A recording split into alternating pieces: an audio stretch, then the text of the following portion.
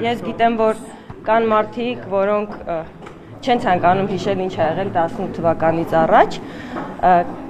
կան մարդիկ, որ իրոք չեն հիշում, դա նորմալ է, մարդու հիշողության հետ կապված, բայց 18 թվականին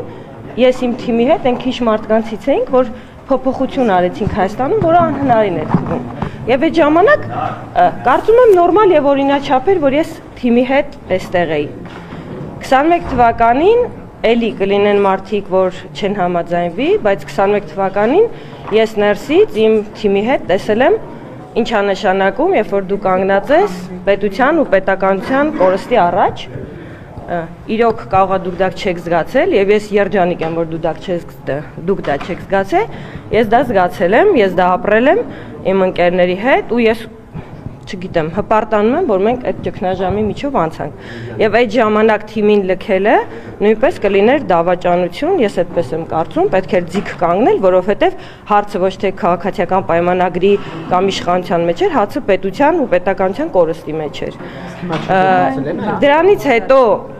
ես կարծում եմ, որ հատկապես այս տարի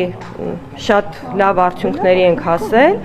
էլի անհնարին ժանրից թվացող խաղաղության պայմանագրի նախաստորագրում ա եղել, ես հպարտանում եմ բոլոր այն մարդկանցով, ովքեր այդ ճանապարհը կարողացել են անցնել, որտեղ մենք բոլորս այն կարգի կորուստներ ենք ունեցել, Նարեկ ջան, ձեզանվել եմ հպարտանում, որովհետև դուք եք մեր հետ այդ ճանապարհ անցել, ով որ անցել ա ու օգուտ ա բերել պետությանը, բոլորով հպարտանում եմ։ Մենք հիմա հասել ենք այն վիճակի, որ պետք է մարդիկ աշխատեն, երջանիկ լինեն, խաղաղ ապրեն։ Հիմա լավ չի, որ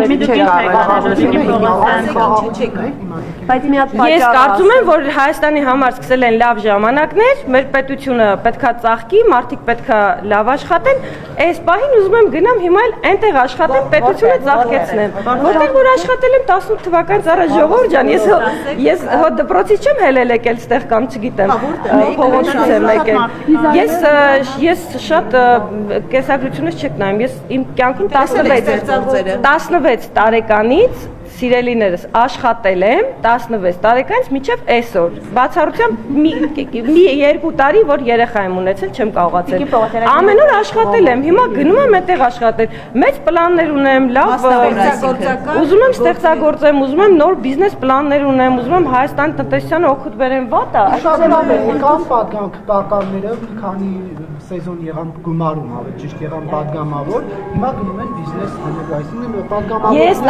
Նարեկ ջան, դուք առաջին անգամ չեք ինձ խայթում, ես 18 թվականից առաջել էի բիզնեսով զբաղվում, լսում եմ։ Հիմա ըստ էության պատգամավորի գործակից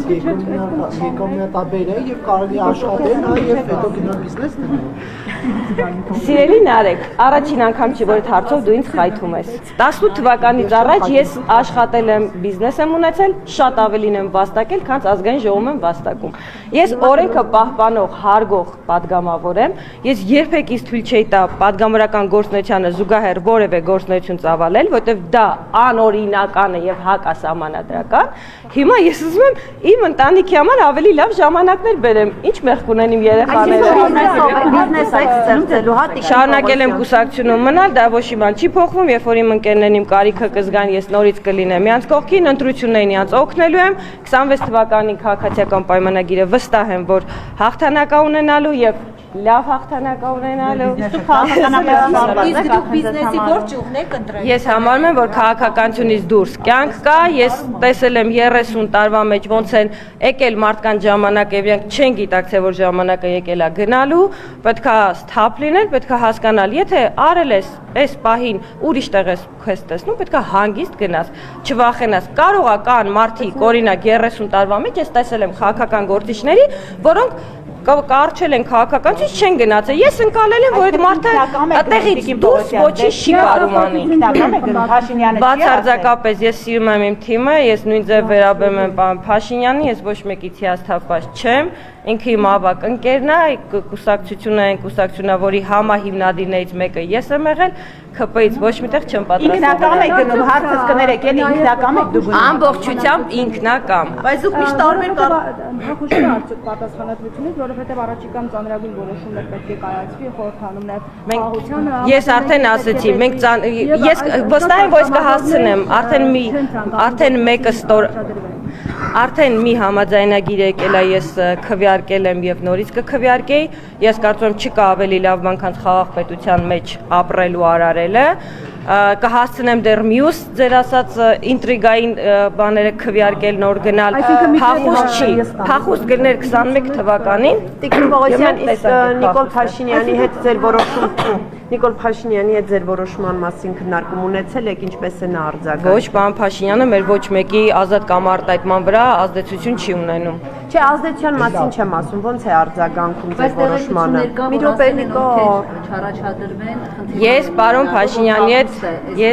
Փաշինյանի հետ չեմ խոսել այդ հարցով, պարոն Փաշինյանը երբևիցե, ես չգիտեմ Նարեկ ինչ ինֆորմացիա ունի եւ Նարեկին ոնց են վերաբերվել, երբևիցե իրեն ճանաչած առաջին օրվանից որևէ մի օր ինքը իմ ազատ կամ արտահայտման վրա ազդեցություն չի ունեցել եւ դա չէր կարող լինել։ Երբ ասում էր, որ պետք է SMS-ով պետք է հեռանալ խմբակցությունից, դա ազատ կամքի վրա։ Դուք ասում եք ես ասում եմ իմ հետ նման բան չի եղել, եթե մարդիկ այնպես են, եթե կան մարդիկ, որոնք ունենում են այնպիսի վարքագիծ եւ հետագիծ, որ լավ չեն ընկալում ինչա կատարվում եւ իրանց պետքա բացատրել ինչա կատարվում, այդ մարդկանց խնդիրն է։ Ես ասում եմ, ես այդ խնդիրը չեմ ունեցել։ Ես միշտ իմացել եմ ինչա պետք անել։ Բայց արդյոք սա չի խոսում այն մասին, որ խնդիրներ այնուամենայնիվ խմբակցությունում կան, որովհետև էլի պատգամավորներ կան, որոնք չեն ցանկանում։ Ես հասկանում եմ, դուք ինչ շատ եք սիրում։ Ուզում եք ես մնամ խորհրդարանում։ Պասիվ եք, նաև չեք ցանկանում կարծիք հայտնել, այսինքն որոշակի խնդիրներ այնուամենայնիվ։ Եթե ես չեմ կանգնում այստեղ եւ ճեպազրույց տալիս եւ դա չի նշանակում, որ ես պասիվ եմ։ Ես իմ հանձնաժողովում իմ ամենօրյա աշխատանքը արել եմ, այն ինչ հասնում է ինձանից ես արել եմ։ Եթե պետքա քաղաքական ես հասանք պատարակներին, անկեղծ խոսում եք դրա մասին խոսալ։ Դա որովհետև ընկալում եմ որպես աջակցություն վարդապետ։ Լավ, հիմա ես այդ թեմային չէի ցանկանում անդրադառնալ, բայց ես Նարեկը ստիպեց։ Ես առհասարակ պատարակների չեմ գնում, շատ վաղ ժամանակ հասկացել եմ եւ դրա մեղավորը եւ ճակերտավոր եղել է հենց Գարեգինը եւ իր քահանաները, դա այսօր չի եւ 18 թվականից հետո չի որ եղել։ Ես իմ համար հասկացել եմ, որ այդ մարդիկ էտալոնը չեն, որտեղ ես պիտի պատարակի գնամ, իրանց վարքը նաեւ 30 տարվա ընթացքում բերել է ինձ այդ մտքի, որ եթե ես Աստծո հետ խոսելու բան ունեմ, իմ միջնորդը ոչ Գարեգինը, ոչ նրա նման քահանաներն են, ոչ էլ շենքը, եթե ես Աստծո հետ խոսալու կարիք ունեմ, ես հիմա ձեր հետ այստեղ կանգնած եմ, կարամ Աստծո հետ խոսամ, դրա համար ինձ պետք չի որևէ տեղ գնալ։ Իսկ եթե ես 30 տարի Աստծո տունը ամբողջ տիեզերքն է։ Եթե Աստված ամեն տեղ է, դե ես էլ ձեզ ասում լավ չեք ընկալում ուրեմն քրիստոնեությունը, եթե Աստված ամենուր է եւ ամեն ինչի մեջ, ուրեմն Աստված իմ ու ձեր մեջ է ու իր համար տուն գոյություն չունի։ Իր սաղ տունը տիեզերքն է։ Տիկին Պողոսյան, ձեր հավատի հետ կապված դուք մի հայտարարություն արեցիք շատ մի քանի տարի առաջ, որը բավականին քննարկվեց, որ եթե մի տող անգամ Փաշինյանը գրել բյուջեում, դուք դրան կքվեարկեք։ Դուք չէիք կարող դա մոռանալ, չէ՞։ Հա, ես չեմ մոռանում ոչինչ։ Հիմա ձեր հավատը Նիկոլ Փաշինյանի հանդեպ եկեղեցուն դուք ասում եք Գարեգինը եւ այլն։ Ես ձեզ հասկացա։ Հիմա ես այդ հավատը այդքան աստասան է մնալու միշտ ու եւ ինչով է պայմանավորված Փաշինյանի հանդեպ այդ մեծագույն հավատը։ Ես հասկանում եմ, որ 18 թվականի ամփորձ քաղաքական ամփորձ մարդու արտահայտությունը դուք շատ երկար ժամանակ շահարկեցիք։ Իդեպ ես շատ կարևոր հարց էի բարձրացրել։ Ես հարցնում էի պարոն Փաշինյանին, ինչպես ենք մենք կարողանալու ազատվել Ռուսաստանից էներգետիկ կախվածությունից, ինչ քայլեր ենք անելու։ Դա ձեզ էական չէր։ Իսկ խոսքը ձևակերպելը, եթե դու փորձ չունես քաղաքականությամբ, դա ամոթ բան չի, ես չեմ ամաչում։ Ես ամեն օր սովորում եմ։ Այսօր ձեր հետ զրուցելուց ես այդ կաշկանդվածությունը չունեմ։ Դրա համար պետք է ճանապարհ անցնել։ Ես քաղաքական ճանապարհ չէի անցել, որ այդպեսի բան ասել։ Ինչ վերաբերում է պարոն Փաշինյանին, եթե ես վստահ լինեի, որ ինքը վատ բան է անում կամ սխալ բան է անում, ես շատ ավելի շուտ կհեռանայի։ Ես վստահ եմ, որ ինքը ճիշտ ճանապարհով է գնում եւ վստահ եմ, որ ինքը Հայաստանի համար լավագույնն է անում եւ դուք իհարկե կարողա չեք ճանաչում այդ մարդուն դրա համար չեք այդտենց ռեակցիա եք տալիս։ Ես չգիտեմ ավելի պետականամետ եւ Հայաստանը ավելի շատ սիրող մարդ, քան Նիկոլ Փաշինյանն է։ Պողոսյան քաղաքացիական պայմանագիր կուսակցությունը բարեվարկության կանոնագիր է ընդունել։ Ինչ եք կարծում Էթիկայի։ Սա Թաթոյանի ասուլիսից հետո արված հայտարարությունների շարունակությունն է։ Ես անկեղծ ասած չգիտեմ ինչ էթիկայի կանոնագրքի մասն եք խոսում չեմ։ Հայոյանք ինչ են հայոյանում։ Եվ գրի Facebook-ում սրբազանից հետ ինչ գործ ունես գնա քրակնոջը դոմբիր երևի դա զսպել։ Վարչապետը արդեն ասել է, որ ինքը չպետք է այդպես աներ, ինքը իր ասածի համար նեղություն խնդրում է, չեք ստիպում ես չեմ ասել, դες բանից չեք ստիպում ես նեղություն խնդրեմ։ Մի փուլում հնչում են հայոյանքներ, քպական տարբեր պաշտոնյաների կողմից արտահայտություններ, որոնք ըստ էս էթիկայի կանոնագրքի, որ ընդունել են, պետք է չհնչեին, եւ հիմա